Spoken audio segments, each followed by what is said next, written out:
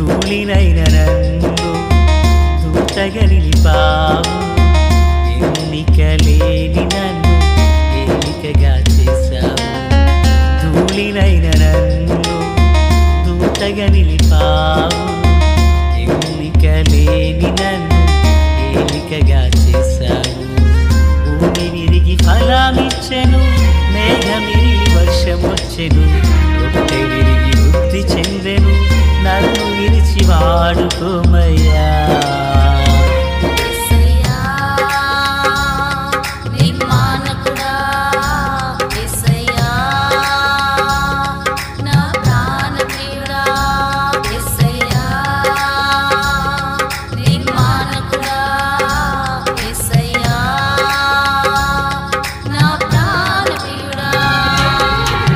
ధూళినైన నన్ను దూతగా నిలిపావు, ఎన్నిక లేని నన్ను ఏలికగా చేశావు.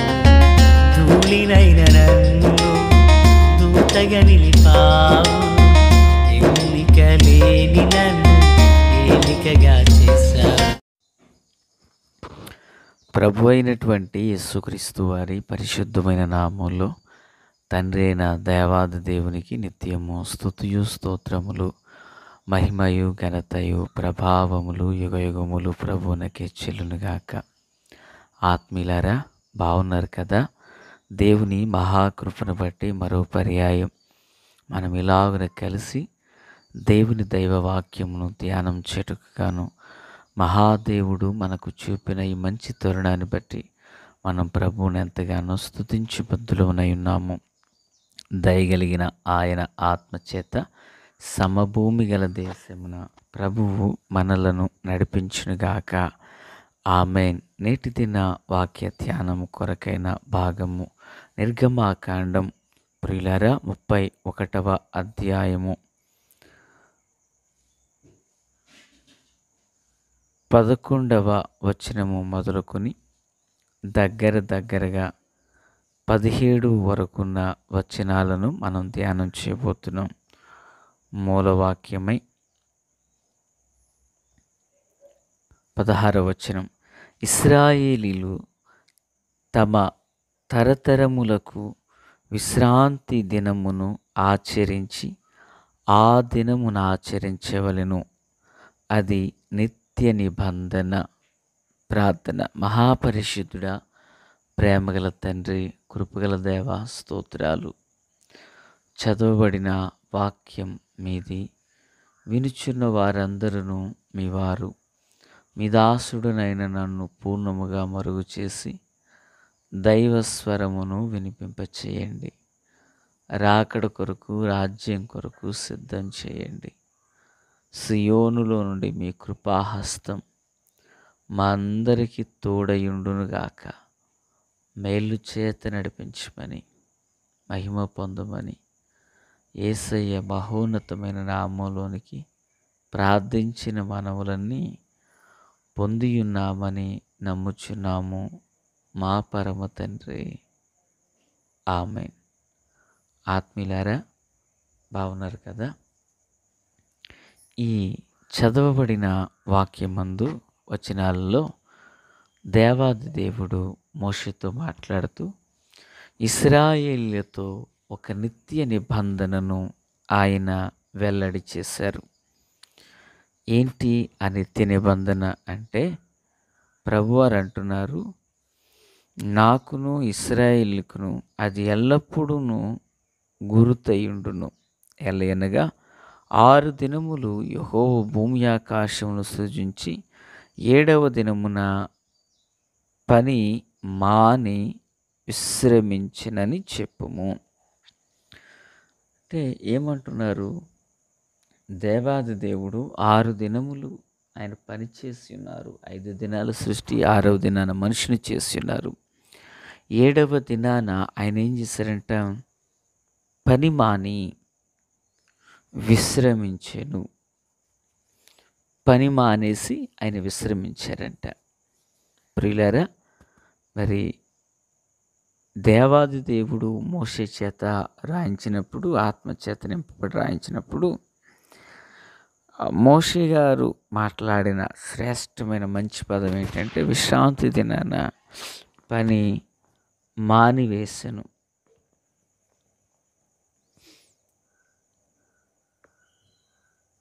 ఎందుకు అంటే, ఇజ్రాయేలుతో దేవుడు ఒక నిత్య నిబంధన చేశారు. పాత నిబంధన, క్రొత్త నిబంధన అన్న సంగతి మనకు తెలుసు. అలాగున బైబిల్ గ్రంథంలో 7 నిబంధనలు ఉన్న సంగతి మనకు తెలుసు. ప్రియులారా, అయితే ఇక్కడ ఇజ్రాయేలుతో దేవుడు శాశ్వతమైన నిత్యము ఉండే నిత్య నిబంధన చేశారు. ఏంటి ఆ నిబంధన యొక్క ఆంతర్యం, ఆ నిబంధన యొక్క తాత్పర్యం అంటే, ఆయన 6 దినములు సృష్టిని చేసి 7వ దినాన పని మానివేసి విశ్రమించెను.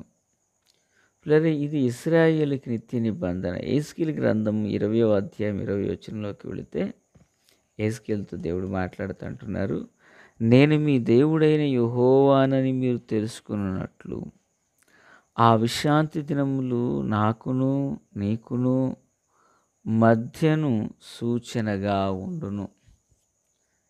ఏ విశ్రాంతి దినమును గూర్చి అయితే దేవుడు మాట్లాడారో, అలాగున విశ్రాంతి దినాలు వీరు ఆచరించుట వలన దేవునికి,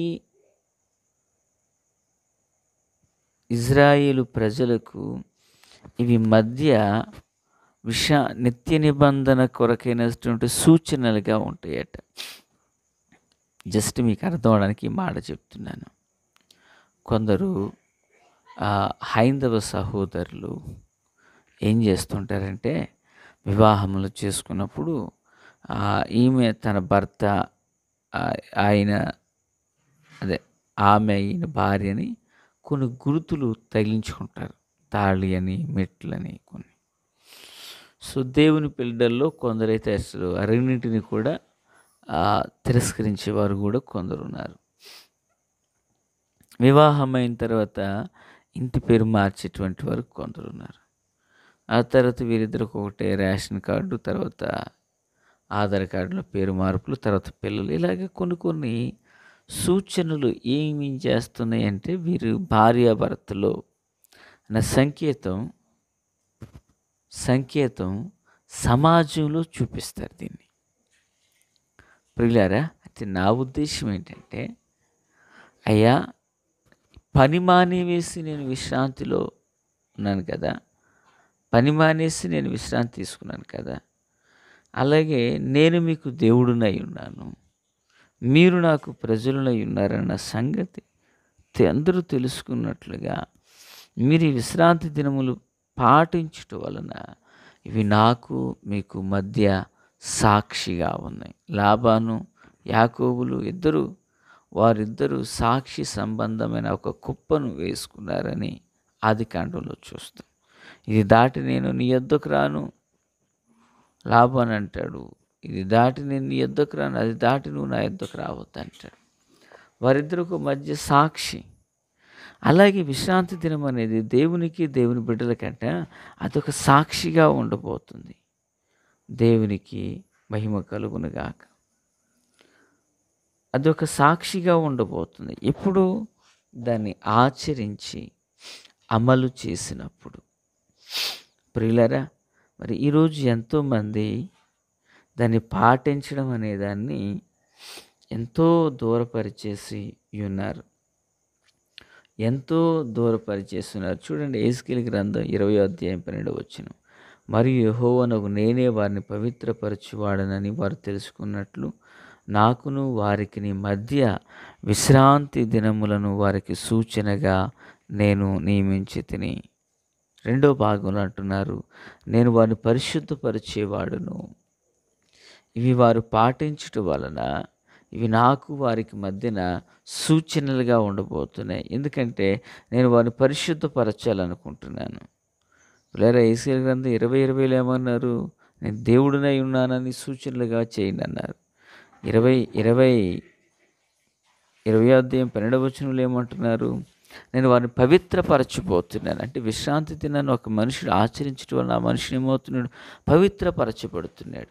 విశ్రాంతి దినాన్ని ఒక మనుషుడు పాటించడం వలన ప్రభు వారికి దేవుడినై ఉండబోతున్నారు. వాక్యం సెలవిస్తుంది, యెహోవా తమకు దేవుడు గాగల జనులు ధన్యులు అని. దేవునికి మహిమ కలుగునుగాక.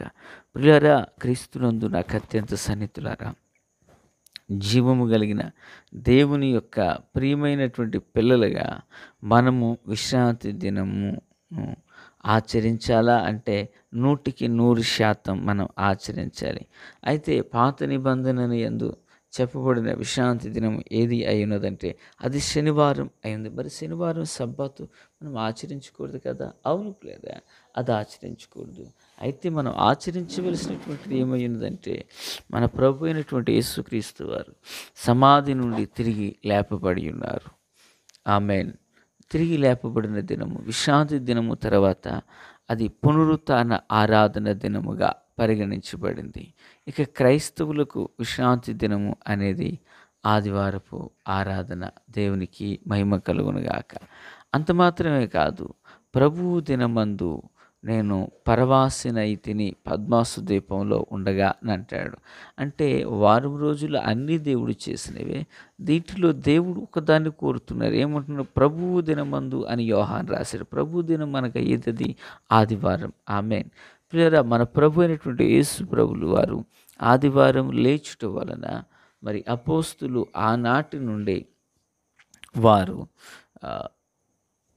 విశ్రాంతి దినాన్ని ఆదివారానికి మలుచుకుని ఆదివారం ఆరాధన చేస్తున్నారు. చూడండి, దేవుడే మరి పని మాని విశ్రమిస్తే మరి మాటలు వించిన ఆత్మీయులారా, మరి మన జీవితంలో ఎంతమంది పని మానగలుగుతున్నాం? కొందరికి పని దేవుడు అయిపోయారు. కొందరు పని వారికి కడుపుగా మారిపోయారు. కొందరికి పని పిల్లరా చెయ్యకపోతే ఇంకా రేపటి దినం మాకు లేదనేటువంటి విధానంలోకి వెళ్ళిపోయారు.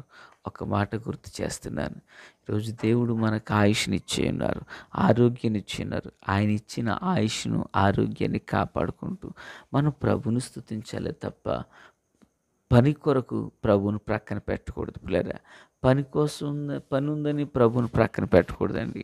చూడండి, పని ప్రక్కన పెట్టిన ఎడల ఒక్క మాట చెప్తుంది, దేవుడు నిన్ను ప్రక్కన పెడితే, దాని కృపను ప్రక్కన పెడితే, ఆయన ఇచ్చే ఆయుష్ను ప్రక్కన పెడితే, ఆహార వస్త్రాన్ని ప్రక్కన పెడితే నీవేమైపోతావు?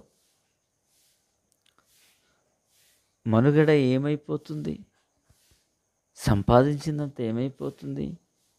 కనుక పిల్లరా, చూడండి, పరిశుద్ధ దేవుడే పనిమాని ఉన్నారు. ఆ దినములను ఆచరించడం వలన ఆయనకు దేవుడుగాను, ఆయనను పవిత్రపరచువానిగాను, పరిశుద్ధపరచువానిగాను ఉన్నారు. నిర్గమాకాండం 31:13 మిమ్మును పరిశుద్ధపరచు యెహోవాను నేనని తెలుసుకున్నట్లు అది మీ తరతరములకు నాకును మీకును గురుతగును అంటుంది. అది మనకు గుర్తు అంటండి పిల్లరా. కనుక తప్పక మన విశ్రాంతి దినమును పాటిద్దాం. ప్రభు కృప తోడై నడిపించునుగాక. తండ్రి దేవా స్తోత్రాలు.